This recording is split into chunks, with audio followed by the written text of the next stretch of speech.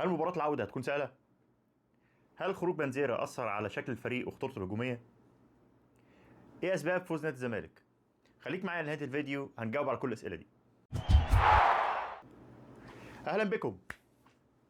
ماتش بعنوان الالتزام بالتعليمات يجيب الفوز. السبب الأول والأساسي في فوز الزمالك المستحق اليوم هو كابتن معتمد جمال. إزاي؟ تعال أقول لك. شوف معايا كده اللقطة دي، كابتن معتمد جمال وهو واقف على الخط بيحفز اللعيبة في الدقيقة 24 تقريبا، والهدف جه في الدقيقة 27، يعني بعديها بثلاث دقايق. تاني حاجة، لما المدرب ومحلل الأداء يبقوا شايفين إن في مشكلة في منطقة معينة عند الخصم ويستغلها.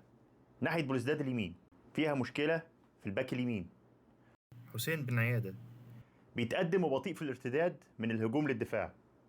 أدواره الدفاعية كان فيها مشكلة النهاردة. يبقى الحل إيه؟ أوديله بنزيرا، وده اللي حصل. واحد من أسرع لعيبة في الملعب هيجري وهيعمل مشاكل في المنطقة دي.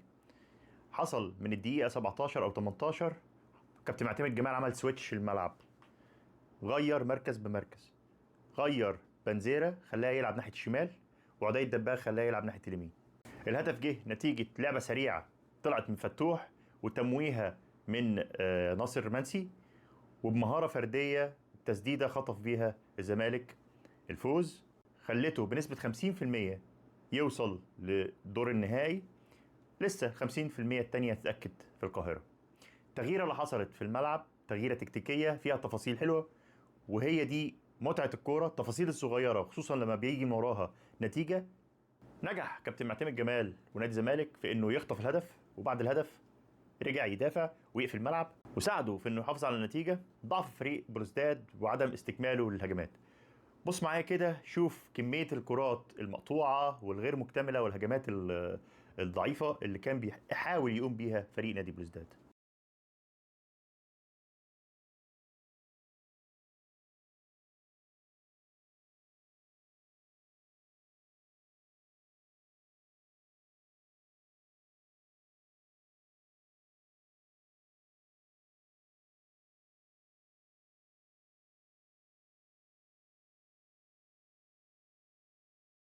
فريق شباب بلوزداد ما بيلعبش كرة على الارض، كرات هوائيه كتير وعرضيات كتير.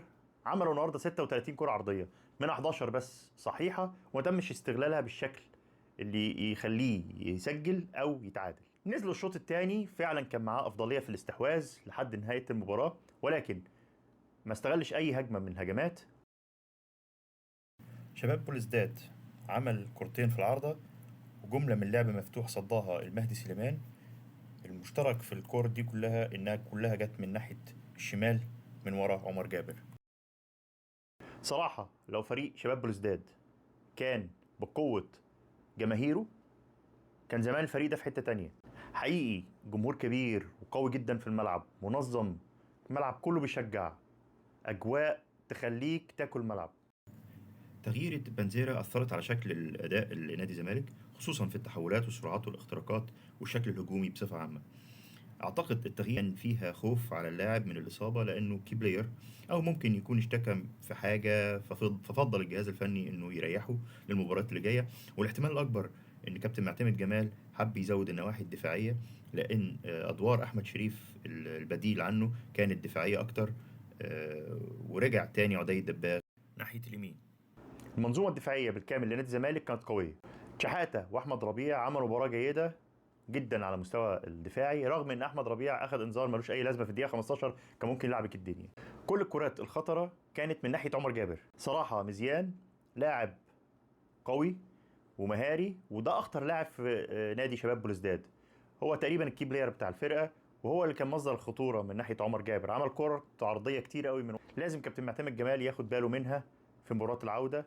فريق نادي الزمالك على مستوى اللعيبه والقرارات اللي اتخذت من اللعيبه في الملعب في المباراه ديت كانت افضل بكتير من قرارات لعيبه شباب بلوزداد.